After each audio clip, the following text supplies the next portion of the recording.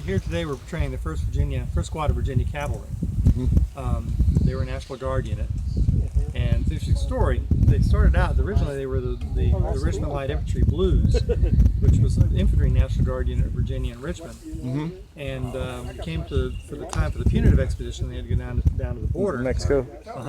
The Virginia was busy putting all their units together, and the Blues wanted to go. But they were told that they were going to be excluded because they had enough infantry. They didn't need any more. But they said, if you want to go, you'll have to go as cavalry. So they said, okay, we'll do that. All right. So they sent them down to Brownsville and trained them to be cavalry, which was quite a feat. None of them probably had been on horses before.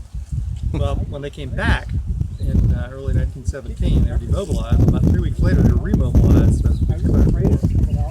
And so they were still cavalry and were positioned in different places. Through the summer, they were positioned all through southern Virginia and guarding all the railroads. And then went to Camp McClellan, Alabama, late fall. Know it well. My brother served there. Yep. And but then when they reorganized all the divisions to go over, they eliminated all the cavalry. The only cavalry that were organized for France. All there was one headquarters troop per division. Yeah, by 1917 they knew that cavalry wasn't going to work anymore. Well, I mean, they still, like I said, they still had a troop per division. The big problem, the big thing I think is they didn't have a whole lot of use for cavalry, and the French and the British had plenty for whatever they were going to do.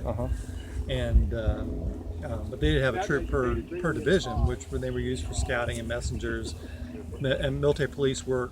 Stuff like that. Right. And I mean, there's still a lot of horsey stuff going on over there. But what they did was when they reorganized the 29th Division, they turned the 1st Virginia into the horse part of the ammo train. So it became 105th Ammo Train. Oh, I see. And so that's when they went over to France. That's what they did. They were ammo train there? Yeah. And when they came back, they were demobilized and went back to being the Richmond Light Infantry Blues. But there was other cavalry there. The other unit we portray is the 2nd U.S. There were four U.S. regiments that were sent over as entire regiments. The 4th, or the 2nd, the 3rd, the 6th, and the 11th were sent over to France. But for the most part, they were divided up, and they ran the remount depots over there, rehabilitating and training horses for the Quartermaster Corps and for the artillery. And but there was still the 6th had a platoon that was active at some point. I don't know a whole lot about them. The 2nd put together a provisional squadron and fought in the Meuse-Argonne and the Saint-Mihiel campaigns. And they actually did some stuff. They actually, at one point, they charged German artillery and they like put themselves together all with nothing but like remount. They scrapped together all these remount horses. And by the time they got to that point, I think they were down to like 50%. And they pretty much ran the horses into the ground and they dismounted. But like I said, they had done some stuff. They had done some scouting. Can you tell me anything about your weapons or your saddles, this thing and that? Well, the weaponry is not a whole lot different than everybody else. That's your Springfield. Yep, my grandfather had one. And that was the long arm. Cavalry still carried a saber. Wow. 1912. Called the Patton saber. It was designed by George S. Patton. And oh yeah, I remember he had written an article about it or something, and kind of got a little notoriety. It's a straight saber, and it was basically designed sort of on to copy the British pattern. Okay. And of course, the pistol, 1911. Colt. Yep. One thing is that the leather certainly looks like it's got a lot of age on it.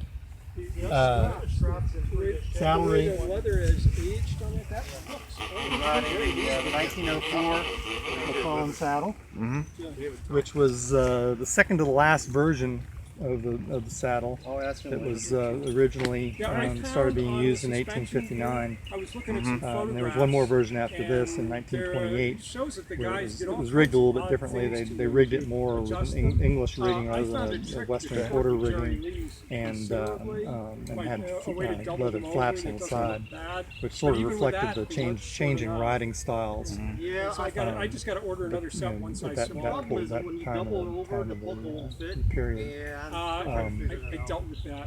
And you can see how it all kind of goes together on the horse. Yeah. And slipped it in. And it wasn't bad. If you do it Saber gently hangs with on the a right side, and the rifle and the scabbard on the left On the left side. and work right I already Saddlebags in the back. You know anything about the Uhlans? So you German so you- Uhlans? Not a whole lot. I think they were there. I think they were their cavalry or something. You got one riding around here somewhere. I got with his Find him. M32 boots. Because I had a The pair of Germans, original. the Germans are a original lot more fits active in cavalry. They have a lot of cavalry. The perfectly. Germans and Russians both. He makes his, all of his boots, the uppers are huge. And all I through had the to war, take I mine think. to a shoe Well, shop. they once and again they opened like up the the back British. seam They and cut and some the out, France fitted rotated into me. through the Guy did a trenches. magnificent So job, they had like And each now mine regiment, I molds believe, my had legs beautifully. like half of it was in the You trench, and the wouldn't other really half want was leathers with the without it. horses. See.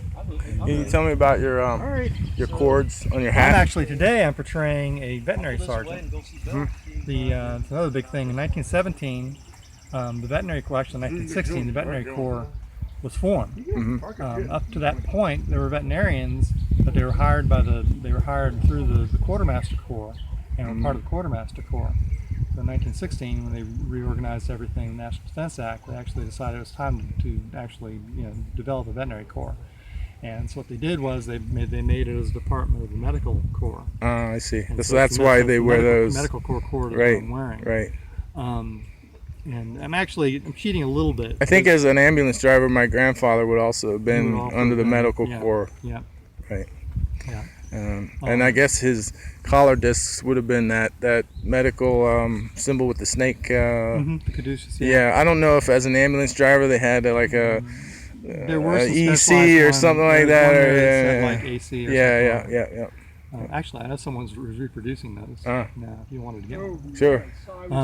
But the veterinary corps was reorganizing at that point. Sort of cheating a little bit because I think they only authorized enlisted guys in about, it was mid-year 1917 when they started training them. They were just veterinarians up to that point who were officers. There was two per cavalry regiment basically. And the idea being they would police up wounded horses after a fight and get them to animal hospitals where they would be treated and then sent back to the remount depot. I saw a great photo of I can't remember what camp it was at or whatever, but all the veterinarians and all the medical department people got together and about 10,000 of them, I think, and made the shape of a horse head to honor all the animals that were. I've seen that. People keep sending me that's sort of misconstrued. Okay. I doubt seriously they were doing it to honor all the horses. The horse head was kind of a universal. It was the only symbol they could come up with for remount depots. I see. And at that time, I forget the name of that artist, but that photography guy was running around all the different camps and was making all these living insignia for all the divisions. I mean, there's one for 1st Division. So he made them do that, right? And so when he got out there to Oklahoma, he had them. He said, "Well, what are you guys gonna do?" Well, we'll just do it. We'll make it in the form of a head, because the horse head, and we're gonna make it. This will be in honor of It's actually in honor of their commander's horse, who was like a really back then he was a bad actor. This jerk horse. Right. So they did this horse's head, and so that's why. But you see, the horse's head, like I said, because is pretty much you see that or horseshoes used for insignia for remount depots. And the whole unit insignia thing was kind of new at that point. Right. Anyhow, Yeah. they really didn't start using them until post-war. Yeah. But it became, it became fashionable. As far as veterinary stuff goes, let me show you Yeah. something. We got each small unit would carry a veterinary pannier, something that would be packed on mules. And what I've got here is one that I put together, and this is pretty much what they would have for a small unit.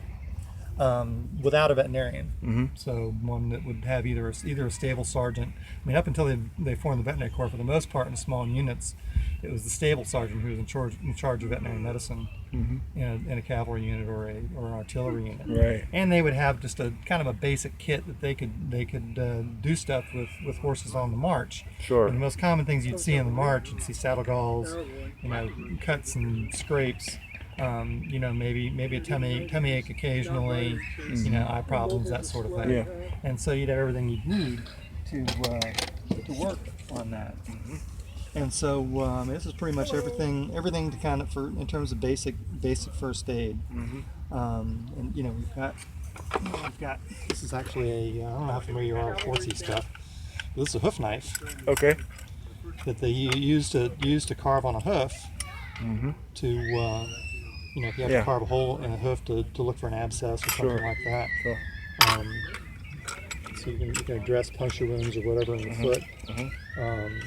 We've got various ointments and salves and a bunch of stuff. We've got this methylene violet used for saddle galls or cuts, bangs. Iodoform powder, same sort of deal. They were able to use like olive oil, or good old Vaseline to use to make ointments. Yeah. And you can make various ointments and liniments for various boo-boos. Of course, iodine, good antiseptic. But basically, they carried everything with them to be able to treat the horses. Great. Well, thank you for doing this. I appreciate it. You're welcome. I'm going to go and catch the lecture over there. All right.